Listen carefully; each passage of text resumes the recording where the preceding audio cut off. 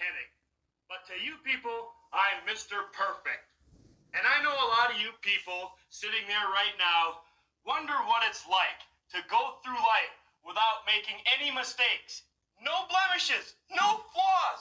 From head to toe, absolutely perfect. Yes, being perfect, it has its boring times. Like a simple game of billiards. Well, fool to you common people.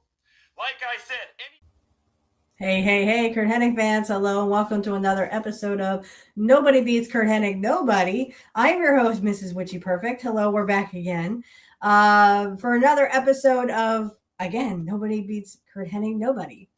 So I had to talk about this because it did come up. Now, I am recording this as of April 25th, so you guys won't see this till late May.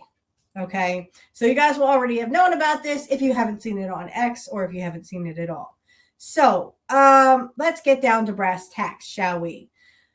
Ric Flair, yes, I know I'm saying Ric Flair's name, but for Ric Flair, if he ever does see this, not that he even talks about, Curt Hennig in a good light.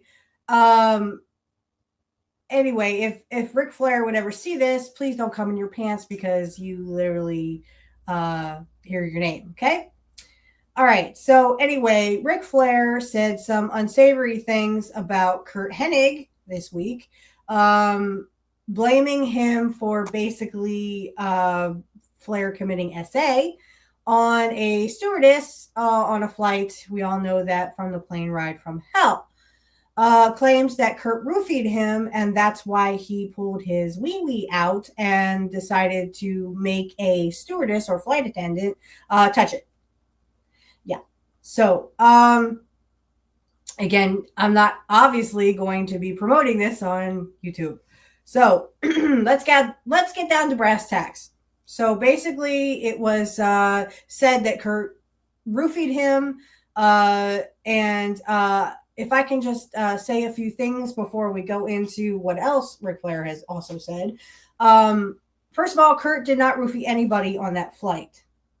And I'm very disappointed, and I'm not disappointed in Ric Flair because Ric Flair is Ric Flair, and he will lie and scheme and blame everybody else. Because of course, Rick would never do that in person. He would never do that when he was drunk. Of course, Rick would never show his wee-wee to people when he was drunk, except he did it all the time. All the time. He literally did it all the time when he was drunk. And now for you Ric Flair fans, if you want to skip this, I'm sorry, but Ric Flair to me has never been, in my opinion, he was never a good wrestler. He did the same match for 40 years. And I just never got into Ric Flair. And Ric Flair is literally taking his own legacy and down into the toilet. But I have some advice for Ric Flair if he ever does see this. Keep Curt Hennig's name out of your mouth. I would slap you, but I'm not Will Smith. First of all, Curt did not roofie anybody on this flight. Curt was messing around or having fun with Brock Lesnar. So if anyone he would roofie was probably Brock Lesnar. For all those fans out there. We all know that Curt actually got blamed. And correct me if I'm wrong, but did Ric Flair lose his stupid contract after the plane ride from hell? Anyone? No, he didn't. In fact, Vince McMahon probably screwed a couple of people so that wouldn't come out. So it wouldn't be a big thing. Good to be Ric Flair, isn't it? You never get out of your contract. You never get suspended from your contract just because you had some fun with Brock Lesnar. No. You committed SA against a flight attendant, and you get roses. You get to have a stupid career. You get to have a stupid legacy that nobody gives a crap about anymore, and you obviously don't give a crap about it, Ric Flair, because you're too freaking drunk to ever not acknowledge it. Everywhere you go, you get slobbering drunk. like the drunk you are, you need an AA. You need an intervention, and none of your kids want to put up with you. I think your son Reese gave up and OD'd. Did he not? And you did nothing. So before you start talking about Curt Hennig and bringing Curt Hennig up, why don't you look in the mirror, Flair, and blame yourself for doing what you did on the plane ride from hell? Because you still have a career. You still have a legacy. You still have people who admired your work. I didn't, because I thought it was crap. And I could see through the Ric Flair scheme. Ric Flair is a piece of crap. But he's just a character. You can't even be yourself. You don't even know who your real name is. And I don't even know his real name because I don't give a crap about Ric Flair. I don't want to know anything about Ric Flair or his personal life or anything he's ever done. I don't care. The only time I cared is when he was with Curt. Because Curt actually made him look better. So keep Curt Hennig's name out your mouth.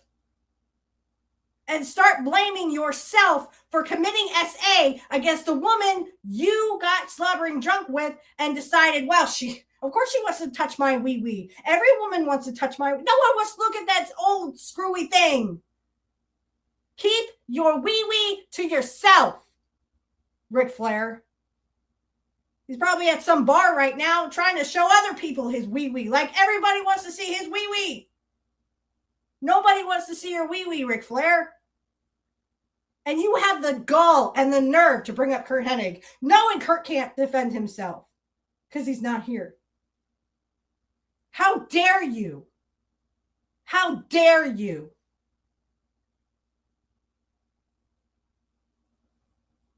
And now you're going to call me names too, Flair? Go for it. You'll make me famous, baby. Everybody will see my show about Curt. And everybody will freaking agree with me that Curt Hennig was something. You are nothing but a slobbering freaking drunk who literally has no one. No one is your friend because you owe everybody money. And you took advantage of them. This is why you have no friends. And you talk about others.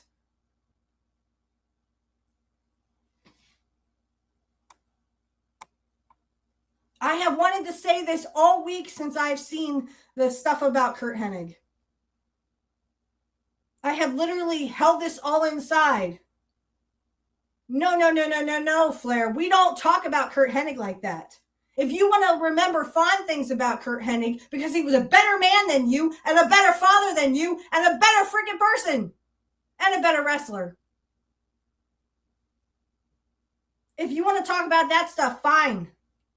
But you're not going to blame Curt Hennig, who can't freaking defend himself here and now,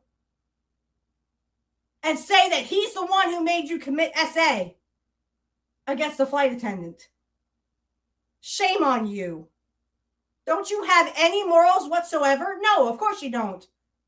You're too busy bragging about Trump. That's the other thing I'm going to bring up. So any of the Trump fans out there, please skip it because I don't like Trump. And bragging about Trump just makes you a pedophile. Trump's a pedophile. He's in those Epstein files. So that makes you a pedophile too. Doesn't surprise me at all, Flair. Does not surprise me at all. It wouldn't surprise me if Vince McMahon was in the Epstein files either. Or Hulk Hogan. You're going to brag about being Trump's best buddy?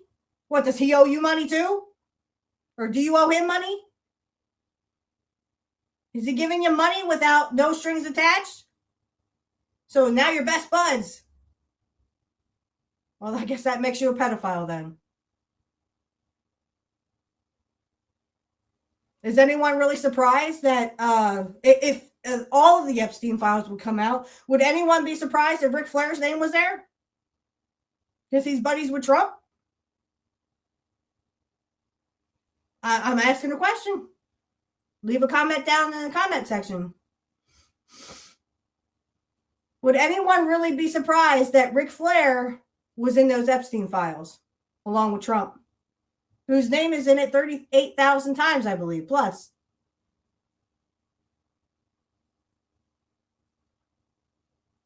How dare you, Ric Flair, even mention Curt Hennig's name and then blame him for you committing an act that should not have happened?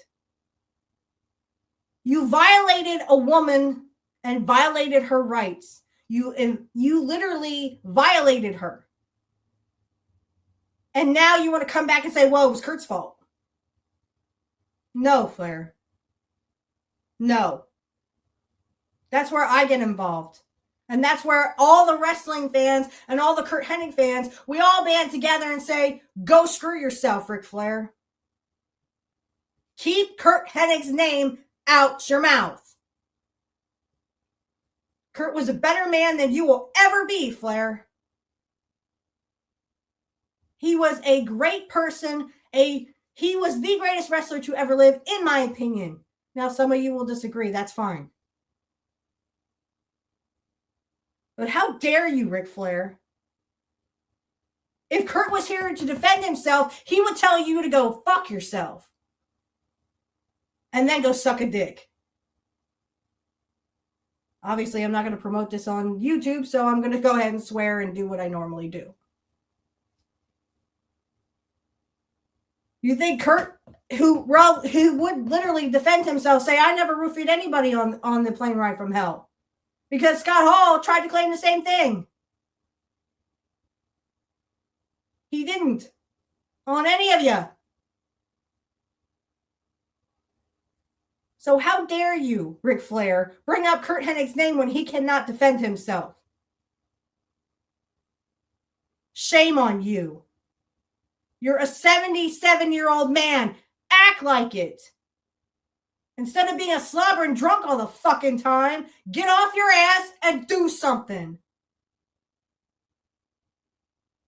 But you're too fucking lazy sitting around doing nothing on Tony Khan's dime.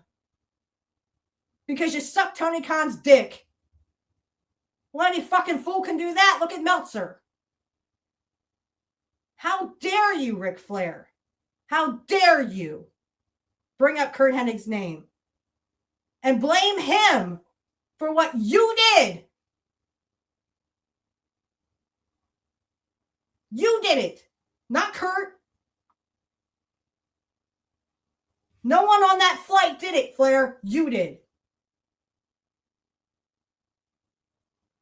I literally was so angry when I heard this. I was so freaking angry that I literally almost cried. And I literally feel like I'm about to cry right now. How dare you try and tarnish Curt Hennig's reputation or his legendary career or anything that Curt Hennig was other than a great man and a great father. How dare you, Ric Flair? I think you were looking into a mirror when you said, well, I'm a good person or I'm a bad person. You were looking in the mirror. Curt did nothing wrong. In fact, Curt did less wrong than you did. And guess who still had his stupid contract? You did. You should be in jail. But because you're Ric Flair, the nature boy, you're walking around free, probably essaying everybody else. Nobody wants to see your wee-wee, Flair. Keep it to yourself. Keep it to yourself. You should be in jail for what you did. But Vince McMahon has all the fucking money he needs and literally helped you so that you didn't go to jail. Isn't that funny? Because you're the nature boy. We should be sucking your dick. I'd rather kill myself.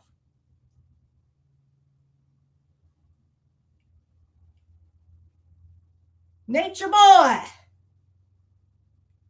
You ain't nothing. You're just a wriggly old man who literally is a slobbering drunk. You literally just get drunk every freaking time. Nobody respects you, and you act like a dickhead to everybody, even the fans. Even the fans have been saying Ric Flair's an asshole, because he is. He's always slobbering drunk, he always slurs his words, and he is a fucking asshole. You're not a good person, Flair. That doesn't mean you have to take down Curt Hennig just because Curt Hennig isn't here with us. Say it to people who can defend themselves, Flair.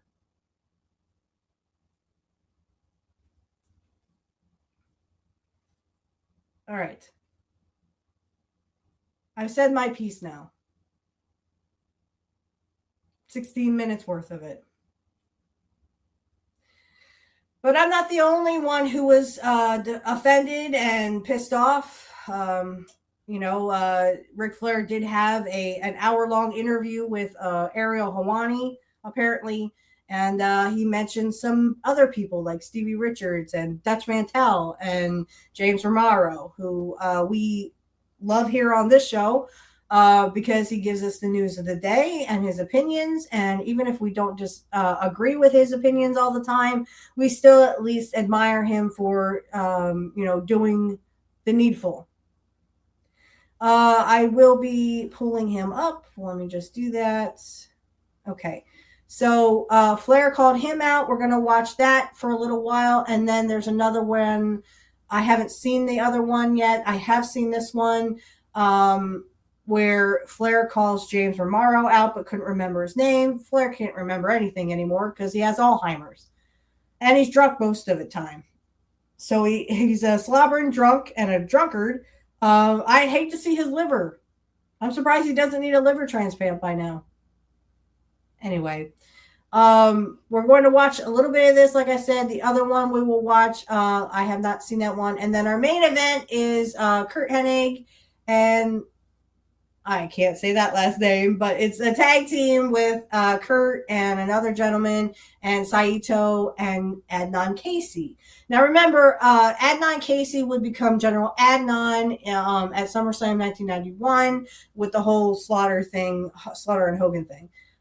So Adnan, he was known as Adnan Casey in AWA. So, okay.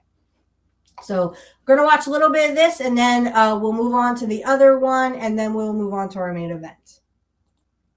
Hello, everybody. Peanut Shell here. No, I didn't get that one either, but don't worry, we will get to that in a bit. This video is going to be dedicated to the several-minute segment from Ariel Helwani's MMA Hour show regarding wrestling's answer to Grandpa Simpson with his trousers boinging down every few minutes because he can't stop embarrassing himself. That's it.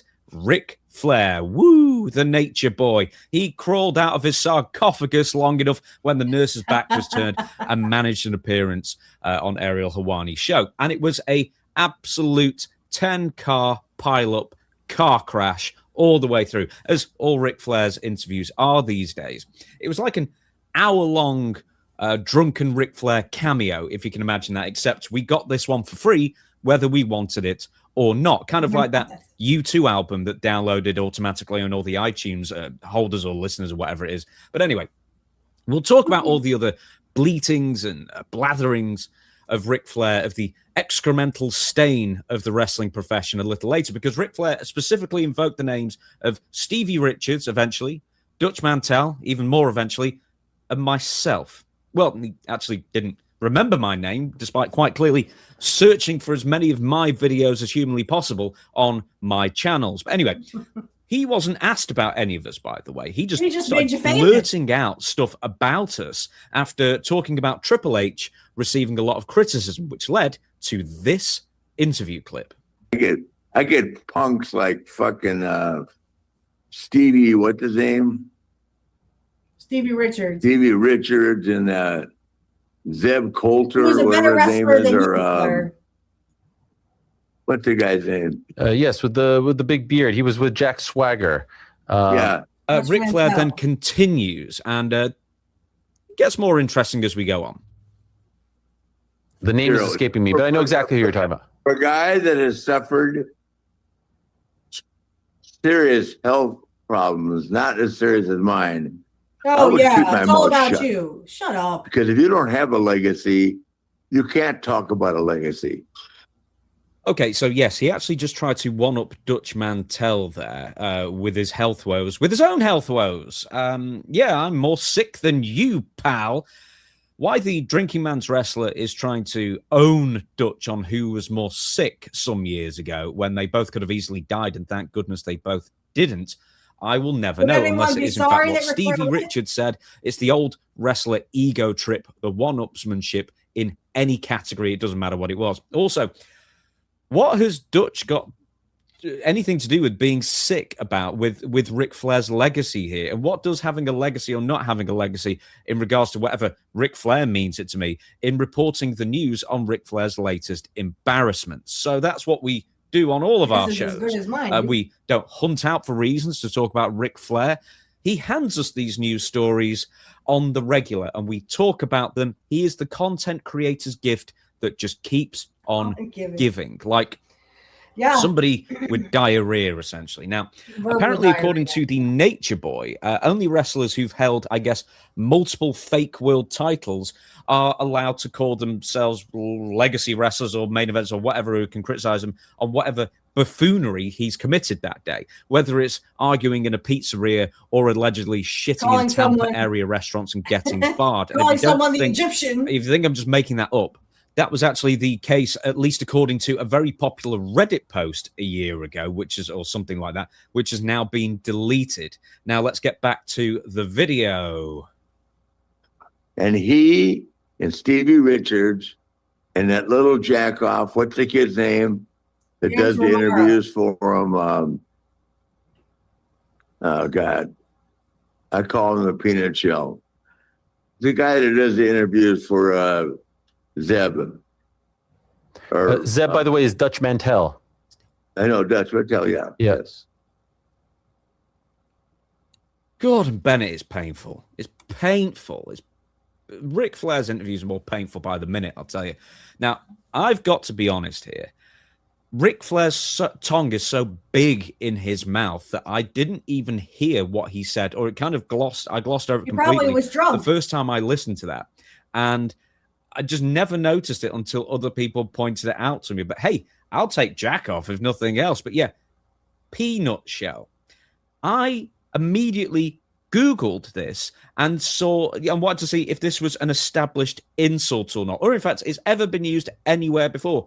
No, it hasn't, as best I can tell. Flair apparently made it up in his own pickled brain. He's giving me nicknames, which I'm figure are meant to be insulting, but I'm not even sure what it's in reference to. But anyway, I want you to know, whatever it was, whatever the intent, that being called peanut shell stung.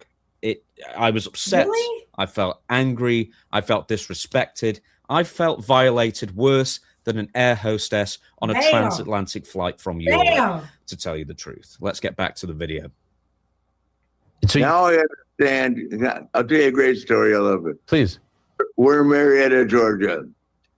And Lex Luger. This might sound familiar. Used to always speak of himself in the third person. And I hate Lex Luger too. Jack Mulligan, who was the agent, and he goes, "Why would a Lex Luger wrestle a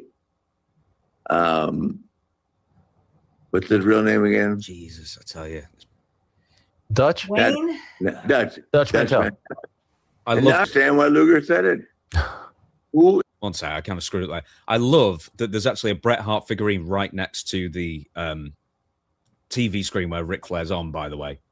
In the fuck is Dutch Mantel? Now I understand why Luger said it. Who in the fuck is Dutch Mantel? You know exactly. A fuzzball with serious health problems that should mind his own business. Dutch Mantel is quite how clearly about you do not the same, Flair? Dutch's real name. It was another wrestler's name called Dutch Mantel many years earlier. His real name is Wayne Cowan, and Flair very well knows Dutch's real name. This is the kind of Ric Flair's this is the not kind your of real name. I'm better than you. I'm going to either pretend that I don't know your name to make myself more important, which is like I said, Ric Flair doesn't even. Ric Flair is not your real name, Rick. It's something I don't even know what Ric Flair's real name is, but I know Dutch Mantel's real name. Isn't that funny? Ric Flair doesn't even know who Ric Flair is. All right. Very common tactic with Flair, as far as I can tell. Or even worse, he really does have CTE that bad that he can't remember anybody's name when he's trying to make a point. And he's the one who brought this point up in the first place. He was not cajoled. He was not asked about any of us at this point. Now, just to keep in mind this as well, Dutch Mantel, they've been trolling each other online for years. Flair knows very well who Dutch is. And Mantel, he knows very well, has gotten the best of Flair on every single turn and every occasion. They've worked together for decades. They've wrestled together. They have booked each other in different territories for decades. I'm sure that Flair watched Dutch's numerous burials of his final match more times than Flair has had divorces, for example. Let's watch a little bit more. And Stevie Richards, my little finger is bigger than his neck. So Stevie did watch that and then immediately went to the gym and thought, maybe I should do some shrugs. Maybe I should do some neck bridges. I don't know what he did.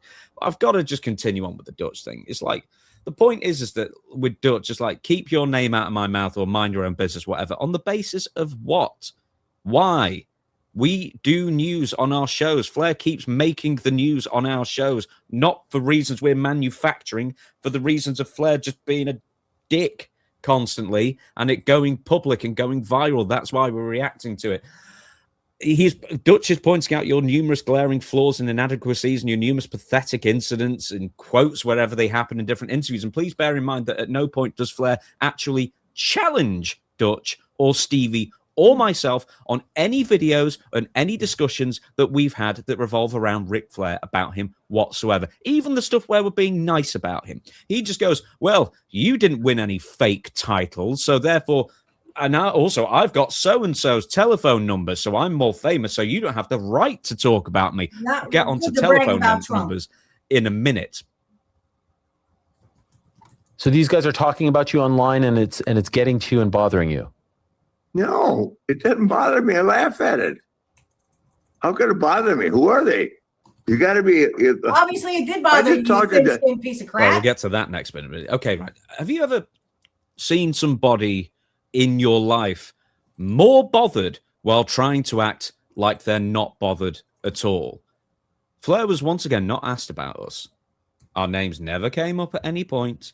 He just went on a little tantrum, having a little pity party, and it's at the forefront of his mind. And then he's trying to say that he's not bothered at all. This video is currently 2 minutes 15, by the way, and it continues. I was just in Vegas, and I just talked to Donald Trump on the phone. Oh, myself. Good for you. Do I give a shit about those guys? Oh, good for you. I'm so glad you talked to a pedophile as you are another pedophile. You guys hang out together. Well, you pedophile together. I mean, I guess for a lot of people, that might not be the flex you think it is, but let's continue with more celeb name drops. Clang. They don't even have Donald's number. That is true. None of us have Donald Trump's number. Because we're not pedophiles. None of us have Donald Trump's phone number because we're not pedophiles. What was the context there? And I can call Charles Barkley. Pedophile. I can call Shaq. Pedophile. I can call. There's no name somebody famous that I can. Mark Wahlberg. I'm in. Pedophile. I can call. All these people are pedophiles. Everybody in Hollywood, everybody in Washington, all pedophiles. So do you just hang out and pedophile together? I'm asking for a friend. Anybody, because I've earned their respect.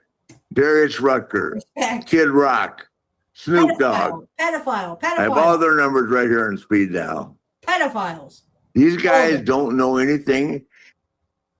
So, all those clangs dropping. That was all the names being dropped as well by Ric Flair. Also, speed dial. Hey, no Rolodexes for these lucky celebs. My goodness me. So, Flair's apparently sat at home, still ringing people from his landline because everything's on speed dial now, unless you've got a landline, I guess.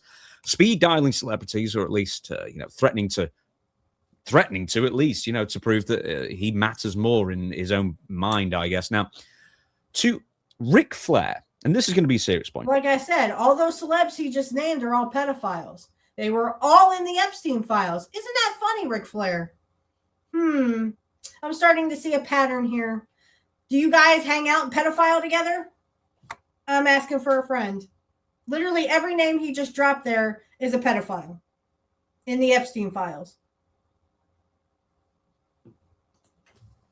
His currency, his yardstick of whether a man is successful or not, or worthy of his time, I guess, is how many celebrities they've met in their life, or how many autographs they have signed, or maybe even how much money they have in their bank accounts, or how many fake matches they won, or fake. You know how many pedophiles Curt Hennig hung out with?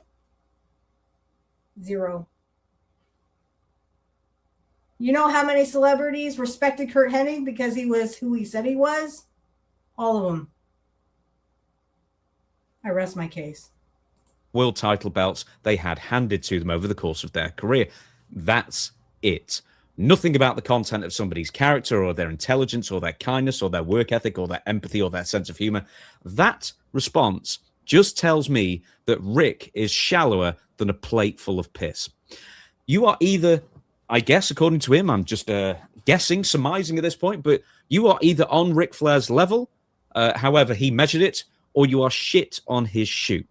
That's fine. Or if you're not famous or influential, are you rich? At least I'm not a pedophile.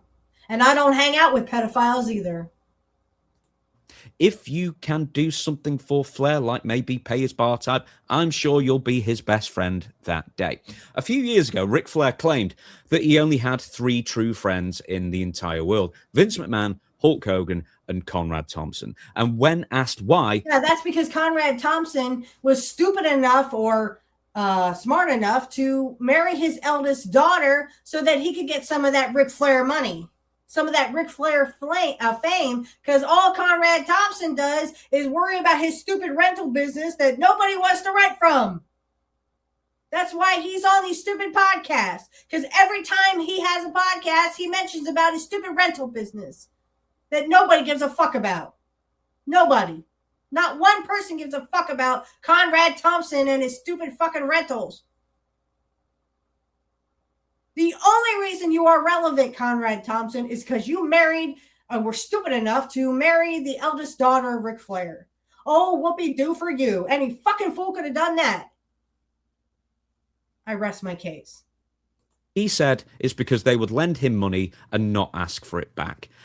Strikes me that Flair wants to get whatever he can get out of you, and he will call you a friend as long as... That's called a piece of shit. That's called an advantage taker. And that's not a real friend. So go fuck yourself, Flair. That money train keeps rolling. And if you have stayed, even if you stayed loyal to him for years, if you can't do anything for him today, well, then you're yesterday's chip paper, buddy. Now, even longtime friends in wrestling like Triple H and Arn Anderson, like I said, at least I still don't hang out with pedophiles, don't have much regard for him personally, even if they do professionally, from what I can gather with all these interviews and documentaries and such. Mark Madden and Ric Flair were friends for decades, until they weren't anymore. And Rick always claims in interviews, because he can't help but open his mouth in a public forum, that it was always the other person who blew up the friendship, by the way. Of course, it's one of those things where if you're surrounded by arseholes, maybe you're the arsehole. Literally, he blamed Curt Hennig. He blamed Curt Hennig for committing SA on a flight attendant. I rest my case. And Curt was not really your friend. Curt really didn't care about you, Ric Flair. You're a piece of shit. And Curt knew that. But Curt was just too nice not to say anything. Now, McMahon is mostly AWOL these days. Hulk Hogan is sadly dead. And poor Conrad Thompson for having to put up with Ric Flair the second time on that disastrous final podcast run. Does he have actually any real friends at all, Ric Flair? Like I said, Conrad Thompson is only relevant because, again, his father-in-law is Ric Flair. And he was also stupid enough to actually procreate with the eldest daughter. Well, any fool can do that. It just happened to be Conrad Thompson. Anymore, I don't know. But we've got more stuff on the video. And don't know shit. But the only way. I think we know a lot of shit, Flair. I think we know a lot of shit. That you're a fucking pedophile who literally hangs around with other pedophiles. That's sad. That's real sad. All right. I'm going to stop sharing this one. We're going to go to the other one because we're running out of time here. So I just need to do this and then that. Bring that up. Okay. Hello, everybody. James here. Now, I promised yesterday that I would talk about the rest of the Ric Flair car crash interview with Ariel Helwani on the MMA Hour a couple of days ago. Now, there is tons to get through, and it kind of required its own video beyond what I mentioned about me and Stevie and Dutch. Anyway, let's get to the main talking points. And first off, Ric Flair tweets out that Cody Rhodes and Randy Orton a few days ago, on the weekend, in fact, was one of the greatest matches he'd ever seen. Personally, I disagree. I thought it was confusing, but it's up to the individual person, I guess. Anyway, Rick then claims that Charlotte Flair had the greatest entrance in WrestleMania history that weekend, which isn't even a debatable opinion. It is just straight up fact that it wasn't even close to the best entrance that weekend. Maybe he was in the bar watching. Maybe he was seeing two Charlotte Flairs. I don't know. Flair then also complains that Charlotte wasn't in the title picture this year, which, yeah, fair enough. She's only been in 7 or 8 of the last 10 WrestleMania women's title pictures anyway. But Rick somehow doesn't think that's enough, I guess, like the Poochie syndrome, maybe. You know, when all the other characters, when Charlotte Flair isn't on television, all the other characters need to sit around asking. Flair, I hate to break this to you, but Joe had no title shot whatsoever. And Joe was treated like crap by WWE. And you think Charlotte Flair doesn't get any title shots? Are you freaking kidding me right now? Joe Hennig got zero, nada, not a title shot. In fact, they didn't even know what to do with him because he was so good. They made him Intercontinental Champion probably because of Curt. That's sad because Joe has his own merits. Joe got to where he was on his own merits, even though they gave him a crappy gimmick. I mean, wow. Where's Charlotte? I get that he's a very proud father, and that's actually great. But he also does have the blinders on to a tremendous degree when it comes to his daughter. Now, Rick says that the only thing Ashley, Charlotte, of course, and he argue over is wrestling, and specifically paying too much attention to the internet chatter, which is, as we discussed on the previous video, doesn't really bother him. Well, no offense to Ashley, but she's kind of 0 for 3 right now, and he's 0 for 5. So she's kind of like planting herself and literally becoming like her father. I don't know if it's, like her father, she's cheating on her significant others with anything with a dick. But, I'm not here to judge. Not my thing to say. I'm just saying that she's 0 for 3 and he's 0 for 5. So, yeah. Like that, while going on a several-minute-long rant about it. Anyway, this goes on to Flair saying he was not invited to WrestleMania this year, of course, and he wasn't invited to WrestleMania last year, because he signed with AEW. That might have a conflict of interest kind of thing going on. And also, Flair is still under contract at AEW. He's still on Tony Khan's dime because he can't stop sucking Tony Khan's dick after Meltzer's done that. You are sitting doing nothing for Tony Khan. You should be begging and kissing his ass and sucking his dick more that you aren't on the unemployment line. What have you done for AEW lately?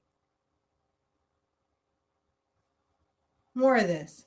Last year, he claimed he threatened to beat up Ludwig Kaiser. So, Flair says that he called up and threatened the quote, 24-year-old English kid, Ludwig Kaiser, by the way, a British name if I'd ever heard of it, over comments Charlotte made to Tiffany Stratton. But Flair is once again in his pickle brain somehow thought it was the other way around.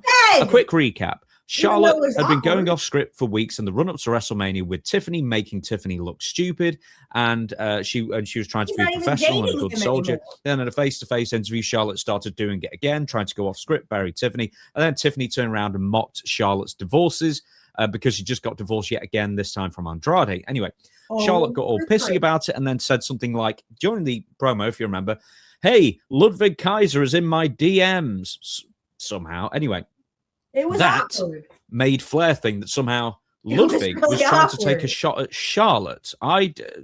Tell me if I'm missing something here. So Flair claimed that Kaiser threatened to he called Kaiser and Flair threatened to beat him up. And then Kaiser went to Triple H crying about it like a little bitch, as Rick said, and got Flair barred from WrestleMania 41. Listen, you couldn't make this up. Or maybe you could. That's like a Because it Hogan doesn't seem that story. realistic to me. But I mean, surely Flair's messed up his telling by completely switching who was in whose DMs or whatever it was. Anyway, did you see, like, just with the beating up thing, right? Did you see Flair throw chops a couple of years ago at AEW Revolution? That was 2 years ago. In 2026, No, 'cause I Ric didn't Flair watch it. Why couldn't would I watch wrestle Ric Flair? himself into a pair of trousers without assistance these days, let alone do any damage to anyone but himself, even if he fell on them. Also, he was signed to AEW last year as well, so he wouldn't have been welcome either way. Now, Flair then said, Kaiser has absolutely no future in wrestling. Quote, "That English kid, he's going to go far in wrestling as a gnat." I mean, they get pretty far. I mean, he'll be a fly on the wall in a year. Once again, not understanding what the phrase fly on the wall means. Anyway, so once again, Kaiser is not 24, he's 35, and he's also from Pinneberg, Germany. Rick then asks where he is. Ariel says he's in Mexico. He being he's a Ludwig Mexican Kaiser, of hero course, because down he's El there. Grande Americano. And Ariel kind of says, well, he's in Mexico, kind of wrongly implying at the time that he wasn't on the WWE roster. It kind of sounded like the response sounded like he wasn't.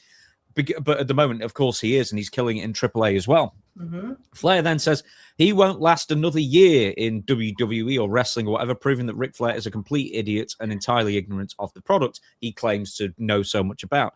Flair then demands that everyone kowtow to him. Quote, "There should be a red carpet for me, a red carpet to the front row of the Hall of Fame." And that's how I feel about it. Sorry, we don't do that for pedophiles and people who hang out with other pedophiles. Sorry, Ric Flair. Go fuck yourself. Contributions in this business and the work that I put in, hours and hours of trying to make wrestling something that it is today, and I got to have problems with politics. Give me a break. I'm not mad at anybody. I understand that it's politics now. It's too much politics and not enough wrestling. How would you know? You don't watch. Anyway, Flair also... there isn't enough wrestling, though.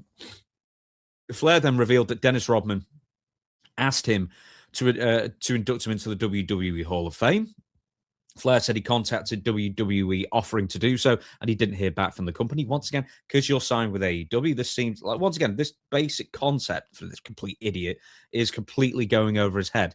Quote, "Dennis Rodman called me and said, will you induct me into the WWE Hall of Fame?" He never got the call back, and then he said, "I think it's a lack of respect." Yeah, Dennis Rodman, he called me too and said he wanted me to induct him into the Hall of Fame too. Go fuck yourself. You sound like Hogan. Or maybe it's too much respect for themselves not to have, Ric Flair embarrassing himself and that being the talk of the Hall of Fame, I guess, ruining it all. Now, he talks about Root of Fight deal being lost briefly because, he says, well, they didn't call me. He thinks he should be excluded from this Roots of Fight and WWE exclusive deal, the AEW contracted wrestler, then compares himself to Muhammad Ali. Neither Rick or Ariel acknowledged that Flair is signed with AEW, and I genuinely don't think Ariel knows this because he doesn't mention it at any point. In the same appearance, I think he also opened up about his relationship with Triple H. Quote again, "Well, it's good. I mean, we exchanged pleasantries, but here's the deal with Triple H. He did so much for me. He did so much for me after Eric Bischoff." All right. I need to take a 5-minute break. I will be back with you guys in 5. So we're back. So yes, James does talk about Curt Hennig here. Again, Curt did not roofie anybody on the plane ride from hell. He did not do what Flair said he needed to do. And it is not Curt Hennig's fault that Ric Flair can't keep it in his pants or, touching someone who doesn't need to be touched. So here we go. diving into a pool because he would throw everybody else off the table. Flair then lost 4 Rolexes hanging out with The Undertaker, so he claimed. And he also said that Mr. Perfect Curt Hennig, on more than one occasion, roofied him, which is par for the course back in the 90s and 80s. And he had to be told later that in a stupor that he threw his Rolex in a bowl of spaghetti and then made the claim that he had 13 of them at home. Flair said Hennig also roofied him on the plane ride from hell as well. And I don't know if he's setting this claim up as some kind of legal defense just in case in the future. But Scott Hall also said that Curt roofied him on that same flight, and that saw Scott Hall get canned from the company. So one massive... First of all, he did not roofie Scott Hall, and he did not roofie Ric Flair. Now, yes, Scott Hall did fall off the wagon, I guess you could say. And I'm sorry for all you Scott Hall fans, but that's very true. It was not Curt, and to blame Curt is absolutely ludicrous at this point. But, I mean, you got to say something. So, yes, Scott Hall would lose his contract, but then so did Curt. And Curt didn't do anything other than, rib Brock Lesnar. And they had a boyish fight. Ric Flair did not lose his contract, might I add. Okay, Ric Flair did not get suspended. Ric Flair did not lose his contract. Curt and Scott Hall did. Obviously, they didn't believe Scott Hall when he said, well, Curt roofied me, because they canned him too. But they blamed Curt. They blamed Curt and Scott Hall for what Ric Flair did, because Ric Flair did not lose his contract. Ric Flair did not lose his contract. And he committed a worse crime than both Curt and Scott Hall did. I rest my case. All right. We're going to stop sharing there. Because if I watch anymore, I'm going to literally throw something. And of course, Ric Flair would say this when neither Scott Hall nor Curt Hennig are with us anymore. But why is it always that the scapegoat is Curt Hennig? Why does he become the scapegoat? Because he's not here to defend himself, right? You can't get it from Curt's mouth. Unless you got an Ouija board. And if Curt will talk to you.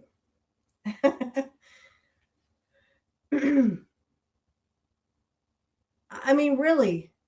Do these people not see their own irony? That is not a legal defense. Well, Curt roofied me. You were drunk. You were already drunk. If Curt roofied you, you would be you would literally pass out. I don't think you guys know what roofing means. It means you put something in their drink to make them pass out. It does not mean that he put whiskey and beer and all this other stuff. That you put in your own body, Ric Flair. When you say you roofie somebody, you put some kind of substance in their drink to make them pass out. Anyone hear of the date break drug? It makes you pass out. So if Ric Flair was passed out, Ric Flair could not go over and make some woman touch his dick. That kind of defeats the purpose. Again, people don't know what roofing means. This is what roofing means. It means you put something in their drink so they pass out. I didn't think this was hard for people to understand. If Curt wanted to put some kind of beer or make Ric Flair drunk, trust me, Rick didn't need help. Rick was already drunk. And Scott Hall is Scott Hall. I don't know why it's Curt Hennig that always gets the, because he was a big ribber. Okay, but he didn't rib everybody. And that's not a rib. Roofing someone is not a rib.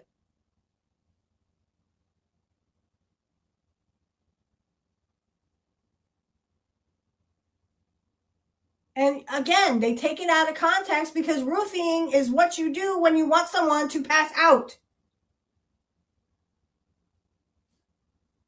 I don't know why this is so freaking hard to understand.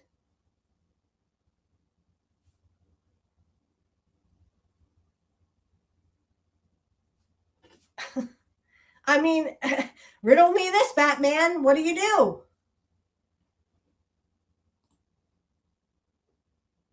All right. So enough of that because I'm only getting angrier and angrier about it. I made my point about it. I said my piece, and I will say my piece. If you guys want to watch Pro Wrestling Talk, links are in the description field. You have to go to Angel Riviera's channel, and I will talk about it there too. And I will lose my stuff. I will lose my mind because this is absolute crap. I don't know why everyone seems to blame Curt Hennig when Curt was such a fun-loving person. But I guess it seems to be a defense mechanism or, hey, let's shift the blame to somebody else because I'm just a shitty person. Keep Curt Hennig's name out your mouth. If I were Will Smith, I would smack the crap out of you, Ric Flair, but then that would be elder abuse. But maybe it would knock some sense into you. All right, let's get to our main event. I will take a 5-minute break. Be right back with you. All right, and we're back. So here we go. We're going to watch Curt Hennig and Olsonoski. I don't know.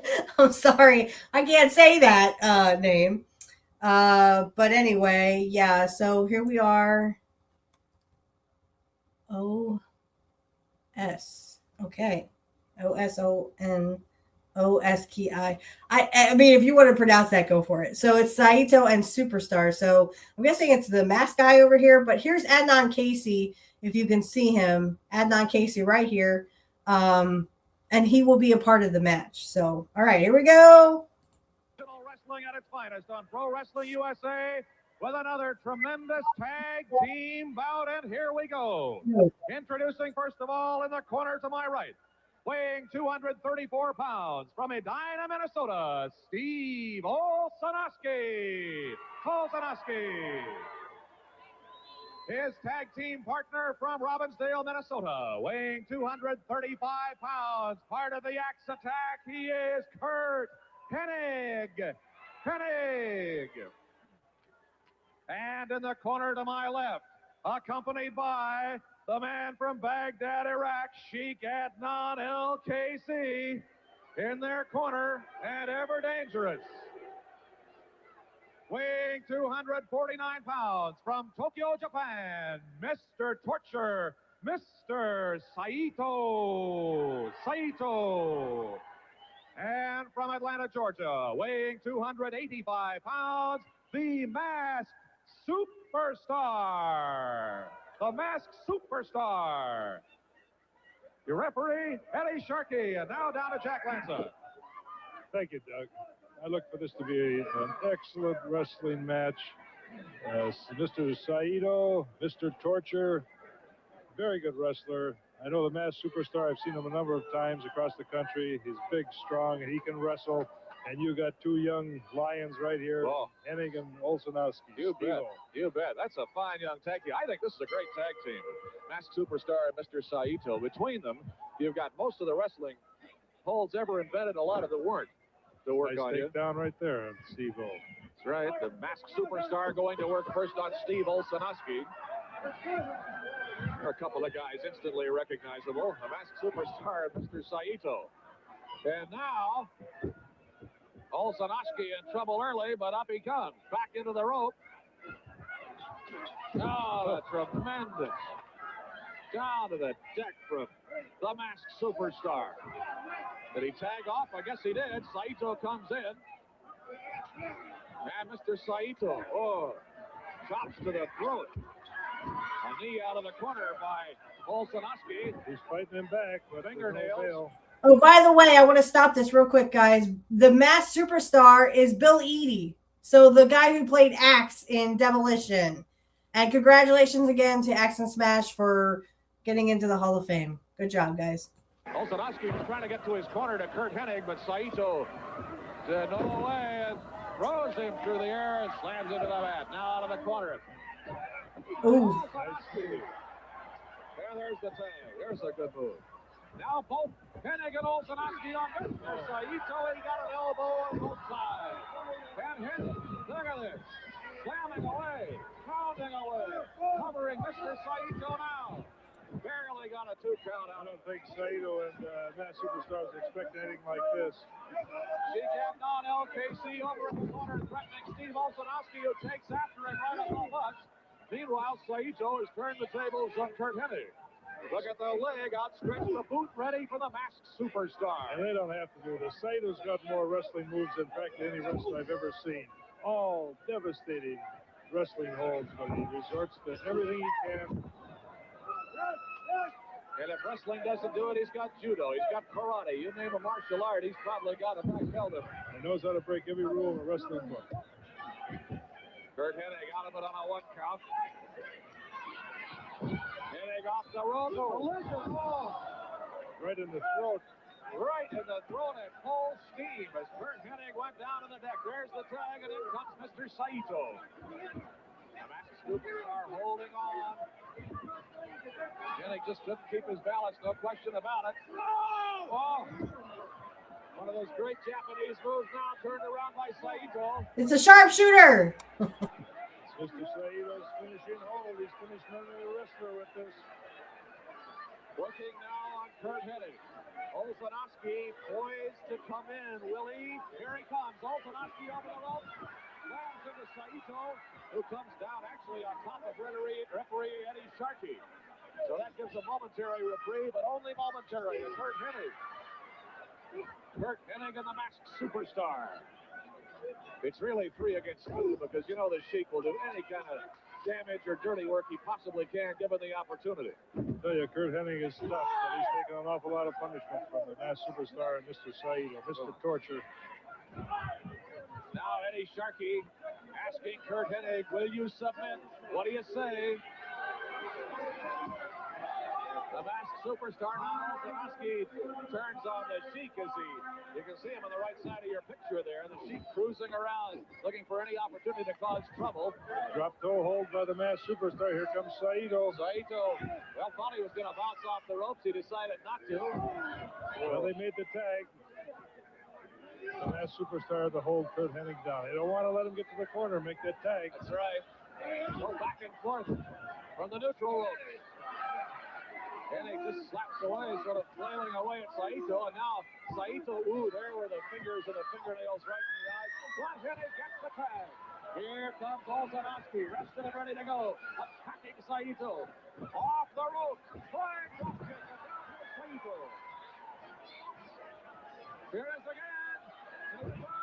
Oh!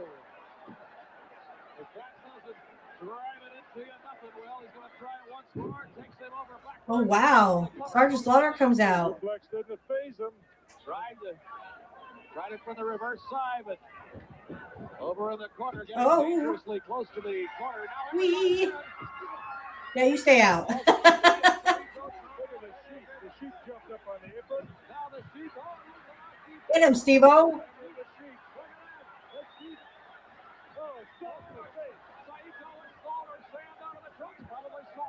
Ceremonial salt. Karate in the throat. Karate. Oh, and Olsonoski, his eyes full of salt, a chop to the throat, and that's all. Oh, no. Pinned by referee Eddie Sharkey. Was disrupted. A handful of salt to the face. And Hey! Here comes Olsonoski. Now, wait a minute. What are they going to do? He can't even see.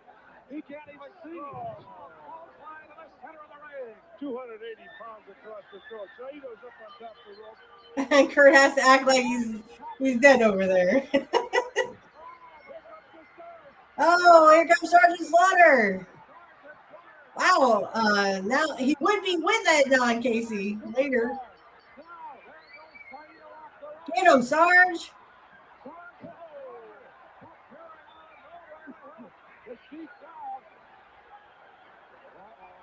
Get him, Sergeant. Get him, Slaughter. Get him. life now as fast as he can get back to Iraq.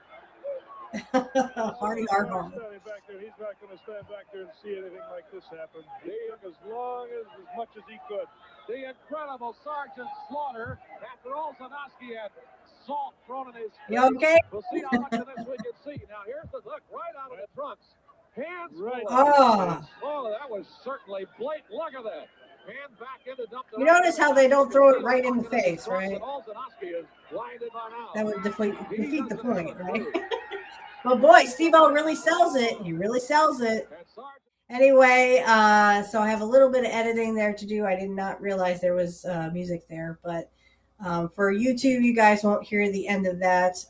You'll just you'll see you'll hear the review, but you won't hear the music. So anyway, I hope you enjoyed. We are at the end of another episode, guys. I know these go so fast.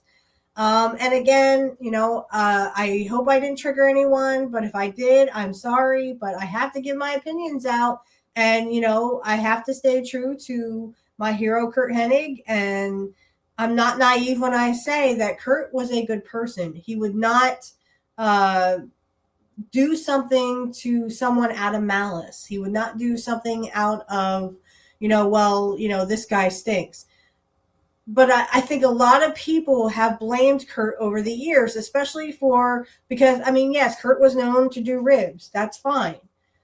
But there comes a point when you stop blaming people who aren't the cause of your issues and start blaming yourself for being the issue.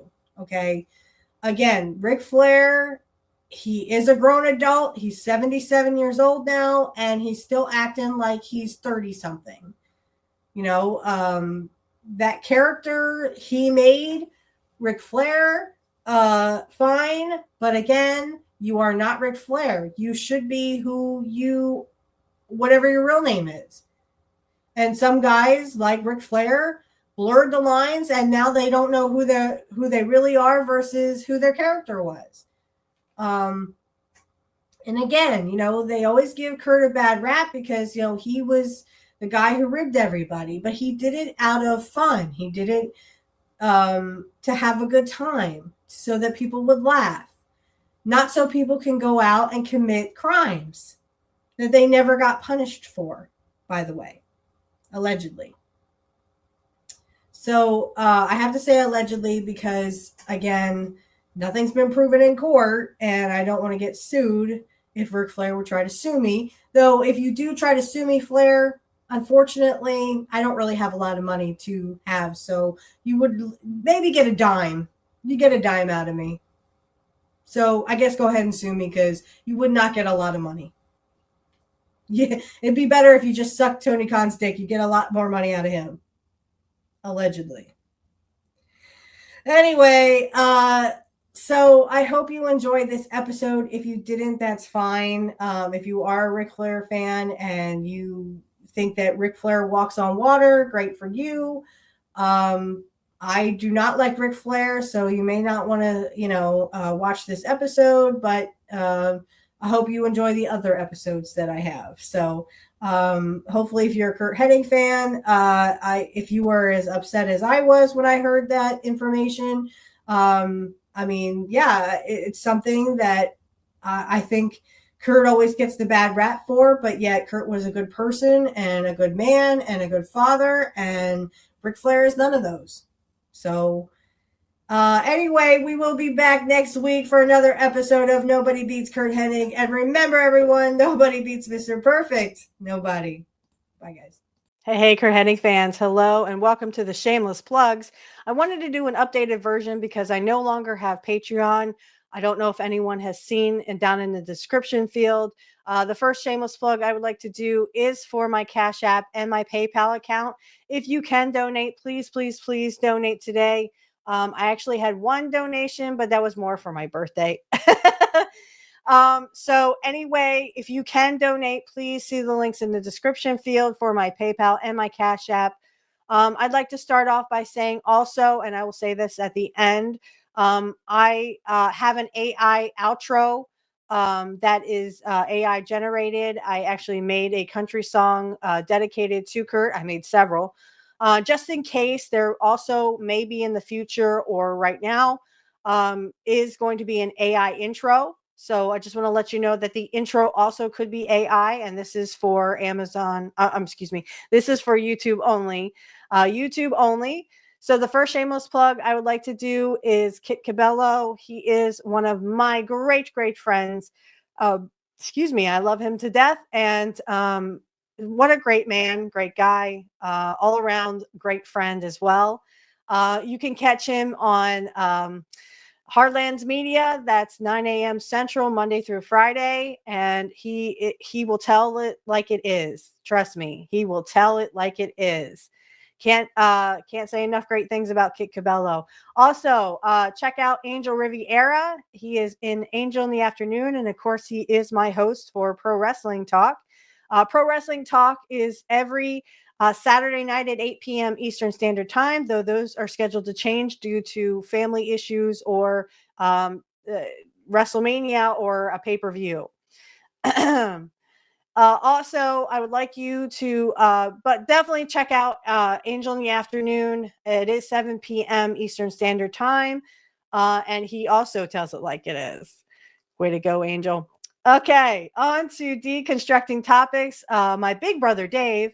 I can't say enough great things about Dave. He is a big supporter of mine, and I'm a big supporter of him. If you check out Deconstructing Topics, he has his own show. I'm not sure what episode he's on right now, but he has a great podcast. Please, please, please listen to it. You can check it out on YouTube. I don't know if he's on Rumble, but I'll see if I can get a Rumble link. All these links are in the description field if you want to check these people out. Also, I'd like to mention my little kid brother, Alex Knight. We are actually not really related, but I see him like a little brother. So anyway, Alex Knight, you can find him on Angel in the Afternoon. You can also catch him on Pro Wrestling Talk. And I think he's going to do a baseball podcast with Angel as well. So check that out. That'll be on Sundays. I'm not sure the time. I'll have to get that from Angel later. But I just want to make sure that you check him out because he is a great person and someone I can call friend and little brother. The next shameless plug I'd like to do really fast is Black Magic Talk is my other show, guys. If you would like to check that out, all you have to do is click the link in the description field, and blessed be to you if you are also a witch, wizard, or warlock, or whatever you call yourself. You can check that out in the description field. We have a lot of fun over there. I love to have on special guests, especially Sonia Smith. She's a very dear friend of mine. I hope you will subscribe to all these people on YouTube or on Rumble. We are also on Rumble. The Rumble description field, the link is in the description field. Sorry. If you would like to check that out, this will be going on YouTube, of course, because I don't need this for Rumble. I could put it on Rumble. I think I might. So if you are on Rumble watching this and you would like to see the YouTube version of this, it's mostly audio that you will see, except for this part, right? Just check us out on YouTube. The link is in the description field. And again, if you want to check out Black Magic Talk, you can check that out too, where we talk everything pagan and Wiccan. There is no evil or black magic, of course. It's all great fun, and we have a good time. If you like a personal tarot reading from me, click the link in the description field below. I can get you my, my pricing and stuff. If you would like to be a guest on the Black Magic Talk, or if you'd like to be on Pro Wrestling Talk, you can DM me on X. My X is in the description field for both Black Magic Talk and for Curt Hennig podcast. Go ahead and hit those in the description field and DM me, and feel free to ask if you'd like to be a guest. If there's anything else, concerns, or if you would like to just give feedback, you can always DM us on X and so on. Just want to mention my Cash App and my PayPal account are in the description field. If you can give to the show, great. If not, please enjoy the show. That's what we are mainly here for, just for your entertainment purposes only. And again, I will reiterate that the AI outro song is AI generated. That is for everyone, for Rumble and for YouTube. Also, there could be an AI intro song. Just want to let you know that if there's ever an intro song, it is AI generated on YouTube.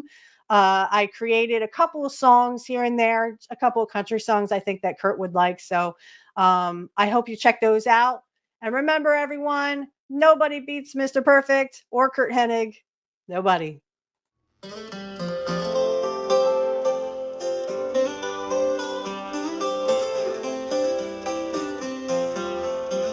I remember those nights in the TV glow, watching you a hero in the ring.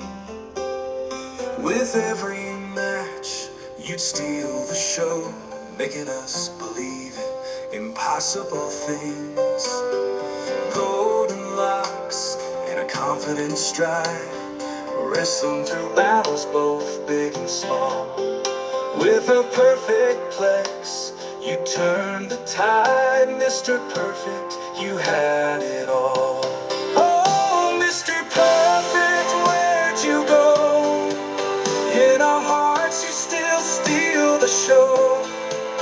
In a world that's moved too fast, your legacy's meant to last. Behind the glitz and all the fame was a man with strength and grace. Though we never knew your name, you left a mark time can't erase. I can still hear that entrance theme echoing through arenas and TV screens. A legend in his prime and dream. You remain in all our scenes. Oh, on the nights when stars glow bright, I think of you and your fearless fight. Gone too soon, but still inside. Mr. Perfect, you are a guiding light. Oh, Mr. Perfect, where'd you go? In our hearts, you still steal the show.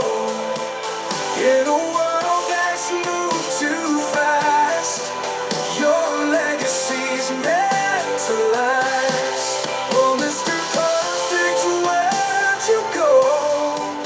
In our hearts, you still steal the show.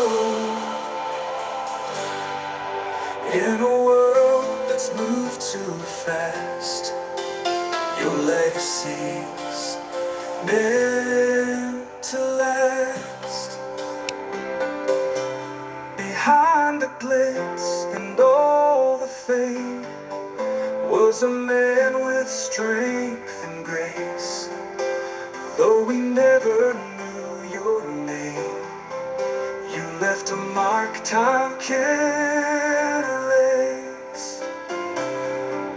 Though we never knew your name, you left a perfect